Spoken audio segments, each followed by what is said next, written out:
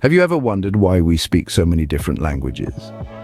It's a question that has puzzled humanity for centuries. Could the answer lie in the ancient text of the Bible? In the book of Genesis, there's a fascinating tale that speaks of a time when mankind was united in language.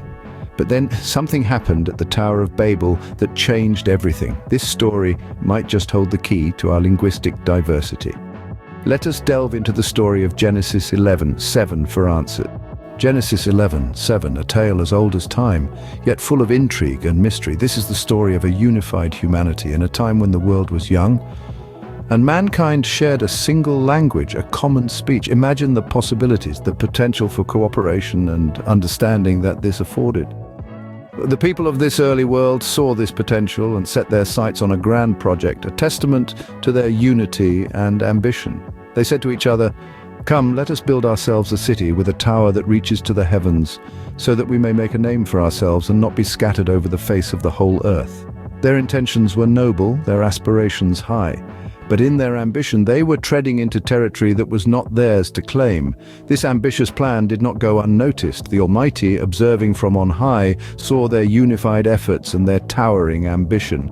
But he also saw the potential for hubris, for man to overstep his bounds, to forget his place in the grand scheme of things, and so he decided to intervene. God said, if as one people speaking the same language they have begun to do this, then nothing they plan to do will be impossible for them. Recognizing the potential for unchecked ambition, he decided to introduce a safeguard, a check on humanity's potential for overreach. And so God said, "Come, let us go down and confuse their language so they will not understand each other." With these words, he introduced diversity into the human experience, a diversity of languages that would lead to a diversity of cultures, ideas, and perspectives. In the confusion that followed, the Tower Project was abandoned. The people, unable to communicate with each other, were scattered over the face of the earth, just as they had feared. But in this scattering and confusion, there was also a divine purpose, a plan for humanity's growth and development that was not limited to a single tower or a single language. One might ask, who is this us that God refers to? A question that has ignited the curiosity of many, leading to numerous interpretations. Genesis 11:7, the verse that reads, "Come, let us go down and confuse their language so they will not understand each other," has been used as a key piece of evidence to defend the concept of the Trinity in Christian theology.